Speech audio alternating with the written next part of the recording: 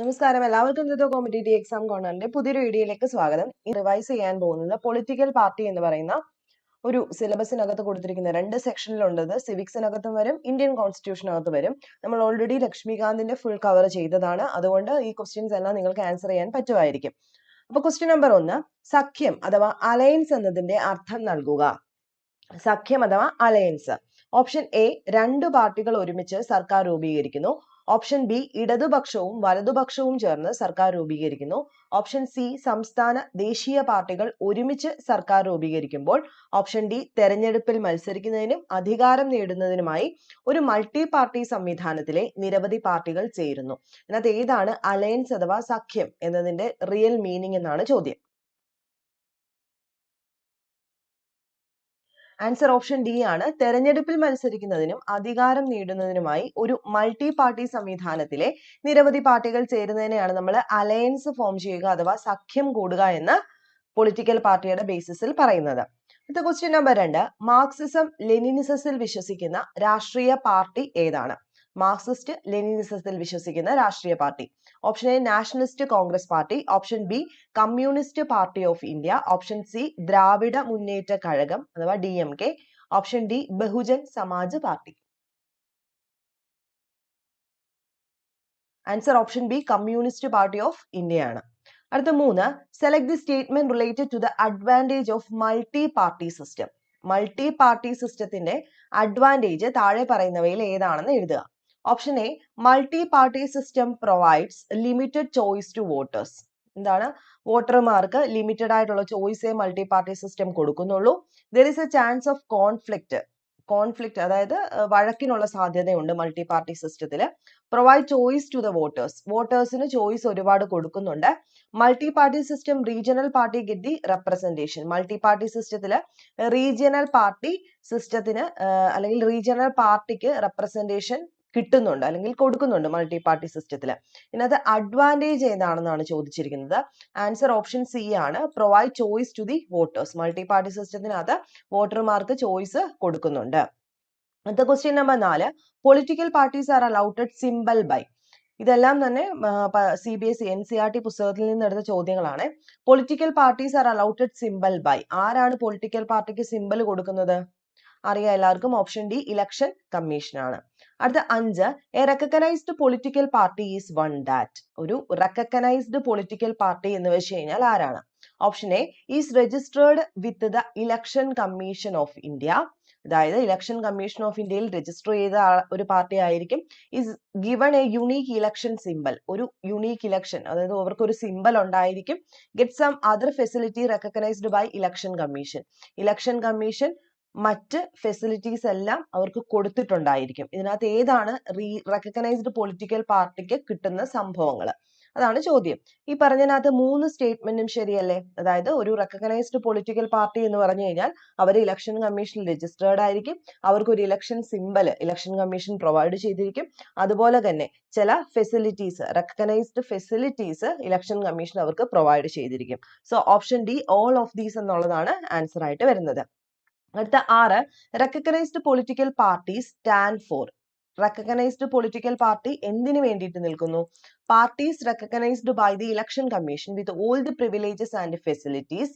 അതുപോലെ parties that are present in only one of the federal unit, parties that are present in several and all units of federation, communal parties based on regional diversity. അപ്പൊ ഒരു recognised party എന്ന് പറഞ്ഞു കഴിഞ്ഞാൽ എന്താണ്? Parties recognised by election commission with all the privileges and facility. അതാണ് answer ആയിട്ട് വരുന്നത്. Election commission ആണ് റെക്കഗ്നൈസ്ഡ് പാർട്ടി ആണോ അല്ലയോ എന്ന് തീരുമാനിക്കുന്നത്.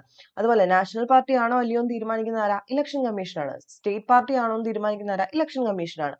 അപ്പോൾ റെക്കഗ്നൈസ്ഡ് പാർട്ടി എന്ന് വെച്ച് കഴിഞ്ഞാൽ party recognised by the Election commission with all the privileges and facilities. എല്ലാ പ്രിവിലേജും കാണും, എല്ലാ ഫെസിലിറ്റിയും അവർ പ്രൊവൈഡ് ചെയ്യുന്നു. അടുത്ത 7ാമത്തേത്, a political party in India can be recognised as national party if it has state party status in at least. ഇത് നമ്മൾ ചർച്ച ചെയ്ത ഒരു ചോദ്യമാണ്.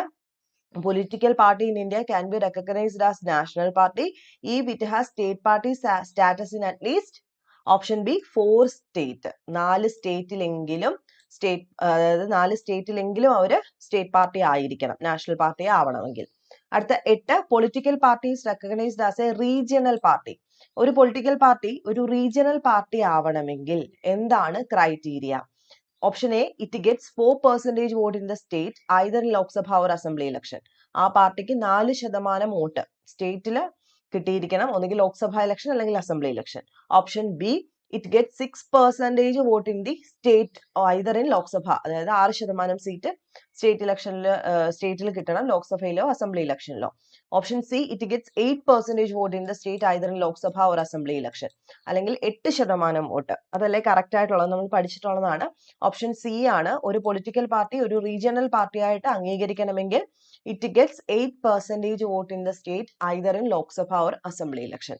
ലോക്സഭ ഇലക്ഷനിലോ അസംബ്ലി ഇലക്ഷനിലോ സ്റ്റേറ്റിൽ 8% വോട്ട് അവര് അക്വയർ ചെയ്തിരിക്കണം. അടുത്തത് 9, the word national in Indian National Congress was influenced by. ഇന്ത്യൻ നാഷണൽ കോൺഗ്രസിനകത്ത് ഈ നാഷണൽ എന്ന് പറയുന്ന വാക്ക് ഇൻഫ്ലുവൻസ്ഡ് ബൈ എങ്ങനെയാണ് വന്നിരിക്കുന്നത്? Ancient Indian precedents, reaction against British rule, European precedents, freedom struggle of America. എല്ലാവർക്കും അറിയാവുന്ന ആൻസർ ആണ്. റിയാക്ഷൻ അഗൈൻസ്റ്റ് ബ്രിട്ടീഷ് റൂളിലാണ് നാഷണൽ എന്ന് പറയുന്ന വേർഡ് അവര് എടുത്തത്. അടുത്ത 10, in which year was the communist Party of India divided into 2 parties, CPI and CPIM? ഏത് വർഷമാണ് കമ്മ്യൂണിസ്റ്റ് പാർട്ടി ഡിവൈഡ് ചെയ്ത് ഒന്ന് CPIയും CPIM ആയിട്ട് മാറിയത്? Option B, 1964. അപ്പൊ 10 ക്വസ്റ്റ്യൻസ് ഈസി ആയിട്ടുള്ള 10 ക്വസ്റ്റ്യൻസ്, പക്ഷെ ഡൗട്ട് ഉണ്ടാക്കുന്ന 10 ക്വസ്റ്റ്യൻസ് ആണ്. സോ നന്നായിട്ട് നോക്കിയിട്ട് പോകുക. പൊളിറ്റിക്കൽ പാർട്ടി ഇതുവരെ നോക്കിയിട്ടില്ലാത്തവര് നമ്മുടെ പ്ലേലിസ്റ്റിൽ കയറിയിട്ട് ലക്ഷ്മി ഗാന്ധിനി ഇന്ത്യൻ പൊളിറ്റി ക്ലാസ് എടുത്തിട്ടുണ്ട്, അത് കാണാനായിട്ട് ശ്രമിക്കുക. പ്രീവിയസ് ചോദ്യമാണ്, ഇന്ത്യയുടെ ക്ലൈമറ്റിനെ നിർണ്ണയിക്കുന്ന ഘടകങ്ങൾ. ഈ ഘടകങ്ങളെ നമുക്ക് പ്രധാനമായിട്ടും രണ്ടായിട്ട് തിരിക്കാം. ഇന്ത്യയുടെ കാലാവസ്ഥയെ നിർണ്ണയിക്കുന്ന ഘടകങ്ങളെ നമുക്ക് രണ്ടായിട്ട് തിരിക്കാം. എങ്ങനെ? ഇന്ത്യയുടെ സ്ഥാനം അല്ലെങ്കിൽ ഭൂപ്രകൃതിയുമായി ബന്ധപ്പെട്ട ഘടകങ്ങളെന്നും അന്തരീക്ഷമർദ്ദം, കാറ്റ് എന്നിവ കൊണ്ടുണ്ടാവുന്ന ഘടകങ്ങളെന്നും. നമ്മൾ ഈ ക്ലാസ്സിൽ ഡിസ്കസ് ചെയ്യുന്നത് ഇന്ത്യയുടെ സ്ഥാനം അല്ലെങ്കിൽ ഭൂപ്രകൃതിയുമായി ബന്ധപ്പെട്ട ഘടകങ്ങൾ എങ്ങനെയാണ് ഇന്ത്യയുടെ ക്ലൈമറ്റിനെ നിർണ്ണയിക്കുന്നതെന്ന് മാത്രമാണ്. ഷോർട്ട് വീഡിയോ, നമുക്ക് വേഗത്തിൽ നോക്കാം. ഉള്ളിൽ പറയുന്ന കാര്യങ്ങളെല്ലാം തന്നെ വേണ്ട പോയിന്റ്സ് മാത്രമേ പറയൂ, അത് നോട്ട് ചെയ്ത് പഠിക്കാം. ആദ്യം നമ്മൾ പറയാൻ പോകുന്നത് സ്ഥാനവും ഭൂപ്രകൃതിയുമായി ബന്ധപ്പെട്ട ഘടകങ്ങൾ, ഇന്ത്യയുടെ പൊസിഷൻ അല്ലെങ്കിൽ ഇന്ത്യയുടെ ആ ഫിസിയോഗ്രഫി കൊണ്ടുണ്ടാവുന്ന ക്ലൈമറ്റിനകത്ത് വരുന്ന വ്യത്യാസങ്ങൾ എന്തൊക്കെയാണ്? നമ്പർ 1, അക്ഷാംശമാണ്. ഒന്നാമത്തെ ഫാക്ടർ എന്താണ്? ഇന്ത്യയുടെ അക്ഷാംശം.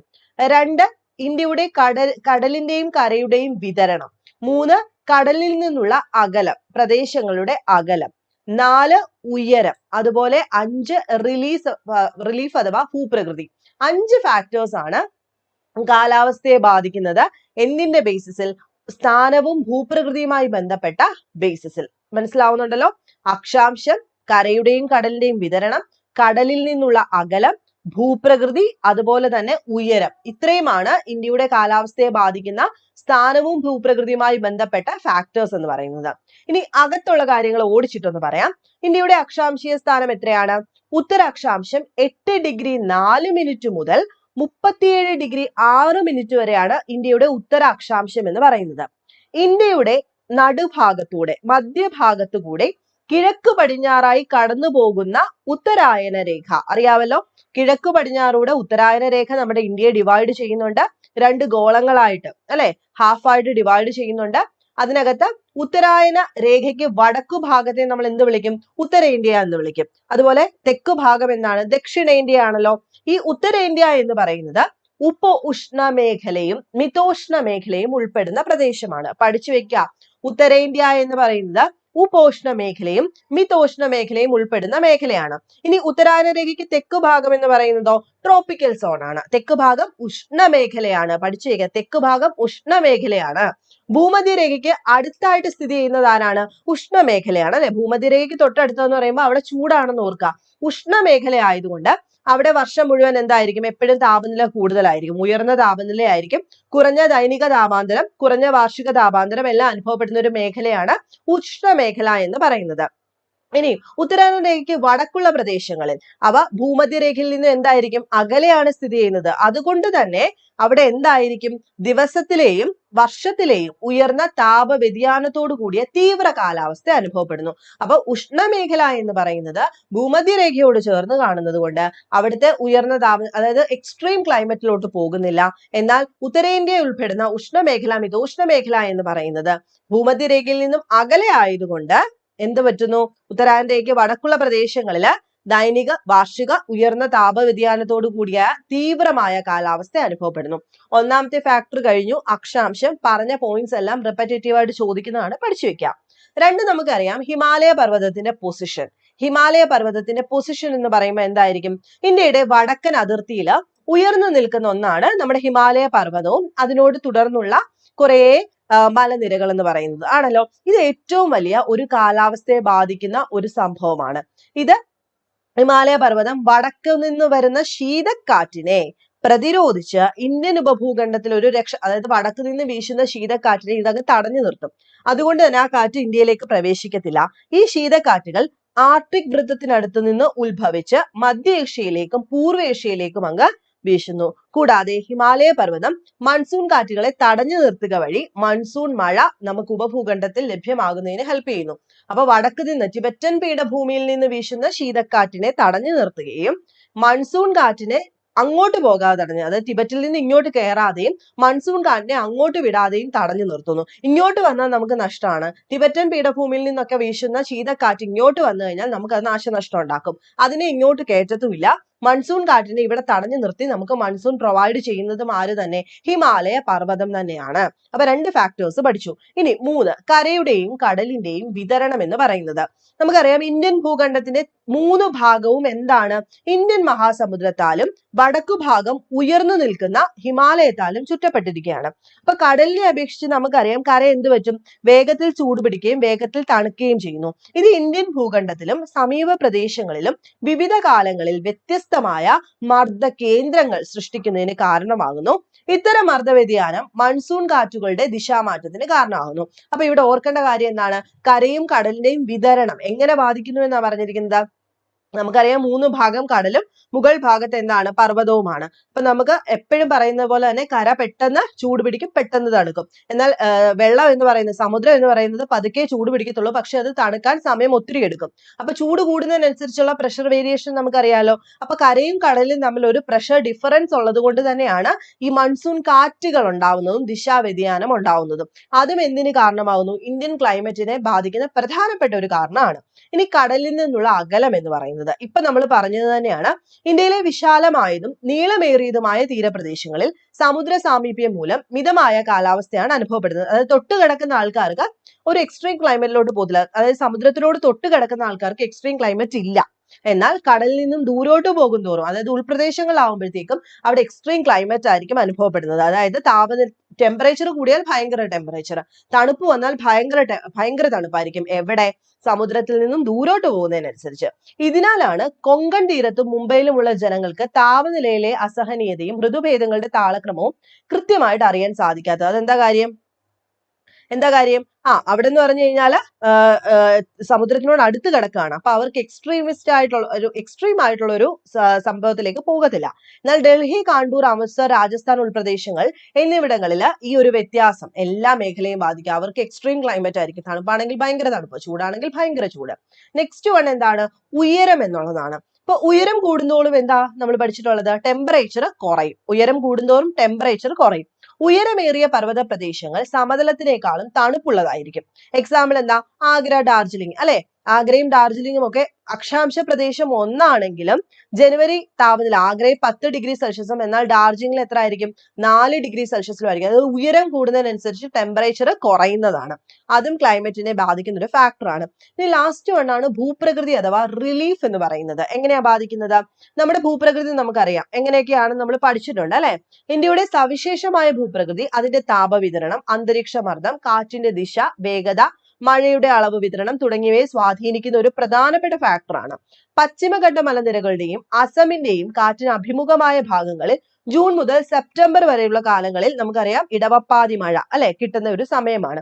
പശ്ചിമഘട്ടത്തിന്റെ ഓപ്പോസിറ്റ് സൈഡിലോ വരണ്ട കാലാവസ്ഥയായിരിക്കും ആ സമയത്ത് അനുഭവപ്പെടുന്നത്. കാരണം ഇവ പശ്ചിമഘട്ടത്തിന്റെ മഴ നിഴൽ പ്രദേശങ്ങളാണെന്ന് പറയാം. അപ്പൊ അതും എന്താണ്? ഭൂപ്രകൃതിയുടെ കിടപ്പും കാലാവസ്ഥയെ ബാധിക്കുന്ന ഒരു ഘടകമാണ്. അപ്പൊ ഇന്നത്തെ ക്ലാസ്സിൽ നമ്മൾ ചർച്ച ചെയ്തത് എന്തൊക്കെ ഫാക്ടേഴ്സ് ആണ് ഇന്ത്യയുടെ കാലാവസ്ഥയെ നിർണ്ണയിക്കുന്നത്, ഏത് രീതിയിൽ നിർണ്ണയിക്കുന്നത്, ഇന്ത്യയുടെ പൊസിഷനും ഭൂപ്രകൃതിയുമായി ബന്ധപ്പെട്ട ഘടകങ്ങൾ എന്തൊക്കെയാണ്?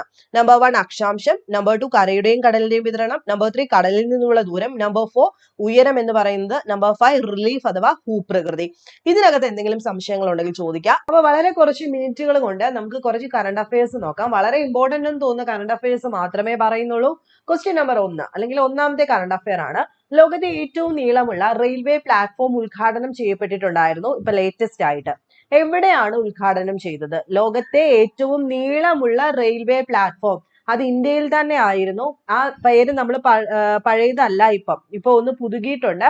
ഇപ്പൊ അതുള്ളത് കർണാടകത്തിലെ ഹുബ്ബളിയിലാണ് കേട്ടോ. ഹുബ്ബളിയിലാണ് സിദ്ധരൂധ സ്വാമിജി റെയിൽവേ സ്റ്റേഷൻ. പുതിയ പേരാണ് സിദ്ധരൂധ സ്വാമിജി റെയിൽവേ സ്റ്റേഷൻ. ഹുബ്ബള്ളി കർണാടകത്തിലാണ് ലോകത്തെ ഏറ്റവും നീളം കൂടിയ റെയിൽവേ പ്ലാറ്റ്ഫോം ഇപ്പൊ ലേറ്റസ്റ്റ് ആയിട്ട് ഉദ്ഘാടനം ചെയ്യപ്പെട്ടത്. പഠിച്ചല്ലോ.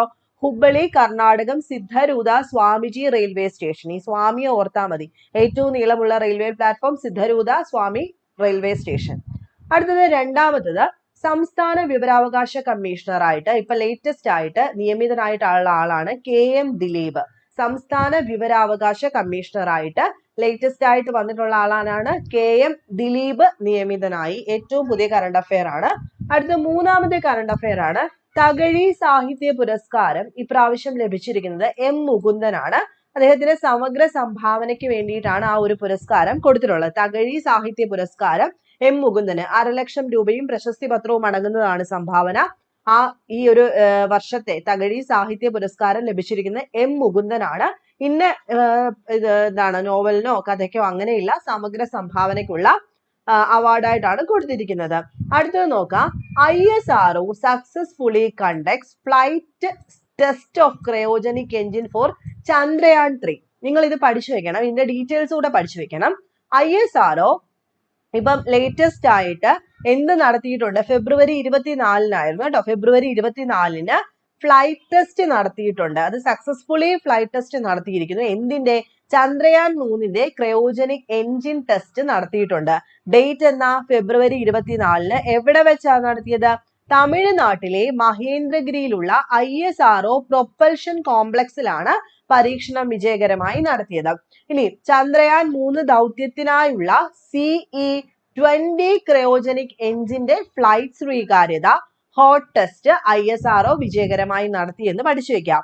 ചന്ദ്രയാൻ 3 ദൗത്യത്തിനായുള്ള CE-20 ക്രയോജനിക് എഞ്ചിന്റെ ഫ്ലൈറ്റ് സ്വീകാര്യതയാണ് അതിന്റെ ഹോട്ട് ടെസ്റ്റ് ISRO നടത്തിയത്. ഫെബ്രുവരി 24-ന് നടത്തിയ സ്ഥലം മഹേന്ദ്രഗിരിയിലുള്ള ISRO പ്രൊപ്പൽഷൻ കോംപ്ലക്സിലാണ്. ഹൈ ഓൾട്ടിറ്റ്യൂഡ് ടെസ്റ്റ് ഫെസിലിറ്റിയിൽ 25 സെക്കൻഡ് നേരത്തേക്ക് ഹോട്ട് ടെസ്റ്റ് നടത്തി. എന്താ പറഞ്ഞിരിക്കുന്നത്? ഹൈ ഓൾട്ടിറ്റ്യൂഡ് ടെസ്റ്റ് ഫെസിലിറ്റിയിൽ 25 സെക്കൻഡ് നേരത്തേക്കാണ് ഈ ടെസ്റ്റ് നടത്തിയത്. ദൗത്യത്തിന്റെ LVM-3 ലോഞ്ച് വെഹിക്കിളിന്റെ ക്രയോജനിക് അപ്പർ സ്റ്റേജിന് ഈ എഞ്ചിൻ കരുത്തു പകരും. അതുപോലെ നമ്മുടെ മൂന്നാമത്തെ ചന്ദ്രദൗത്യമാണ് ചന്ദ്രയാൻ 3 എന്ന് പറയുന്നത്. ഓക്കെ ആണല്ലോ. അപ്പൊ ഏതാണ് വെഹിക്കിൾ എന്ന് പഠിച്ചു വെക്കുക? LVM-3 ലോഞ്ച് വെഹിക്കിൾ കേട്ടോ. അതുകൂടെ പഠിച്ചു വെക്കുക. അടുത്തത് India's GDP register growth of 4.4% in October December of the current ഫിസ്കൽ. ചോദിക്കാൻ സാധ്യതയുള്ളതാണ് കേട്ടോ എക്കണോമിക്സിൽ നിന്നും. ഇന്ത്യസ് GDP രജിസ്റ്റർ എത്ര percentage growth? 4.4% growth in October December of the current ഫിസ്കൽ. നോക്കാം. കേന്ദ്ര സ്ഥിതി വിവര കണക്ക് മന്ത്രാലയത്തിന്റെ കണക്കനുസരിച്ച് നടപ്പ് സാമ്പത്തിക വർഷത്തെ, ഏതായി നമ്മുടെ നടപ്പ് സാമ്പത്തിക വർഷം 22-23 ഇപ്പൊ നടന്നുകൊണ്ടിരിക്കുന്നത്. ആ ഒക്ടോബർ ഡിസംബർ 3-ാം പാദത്തില് ഇന്ത്യയുടെ മൊത്ത ആഭ്യന്തര ഉൽപാദനം GDP വളർച്ച 4.4 ആണ്. പഠിച്ചു വെക്കുക.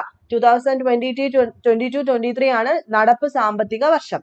അപ്പം കേന്ദ്ര സ്ഥിതിവിവര കണക്ക് മന്ത്രാലയത്തിന്റെ കണക്കനുസരിച്ച് ഒക്ടോബർ ഡിസംബർ 3-ാം സെക്ടർ ഉണ്ടല്ലോ, നമ്മൾ പറയത്തില്ലേ, ഇവര് എന്താണ് ഓരോ 3 മാസം അങ്ങനെയൊക്കെയല്ലേ കണക്കാക്കുന്നത്. അതിന്റെ 3-ാം പാദത്തില് ഇന്ത്യയുടെ മൊത്തം ആഭ്യന്തര ഉൽപാദന വളർച്ച എത്ര പെർസെന്റേജാ? 4.4% ആണ്. 2021-22 എത്രയായിരുന്നു പാദത്തിലെ? 38.51 ലക്ഷം കോടിയിൽ നിന്നും 3-ാം പാദത്തിൽ ഇപ്പൊ ലേറ്റസ്റ്റ് ആയിട്ട് വന്ന 22-23 GDP എന്ന് പറയുന്നത് 40.19 ലക്ഷം കോടി രൂപയായിട്ട് കണക്കാക്കപ്പെട്ടിരിക്കുന്നു, കൂടിയിട്ടുണ്ടെന്ന് പറയാം. യഥാർത്ഥ GDP, real GDP, nominal GDP പഠിച്ചിട്ടില്ലാത്തവർ ഇനിയെങ്കിലും പഠിക്കുക. Real GDP, nominal GDP.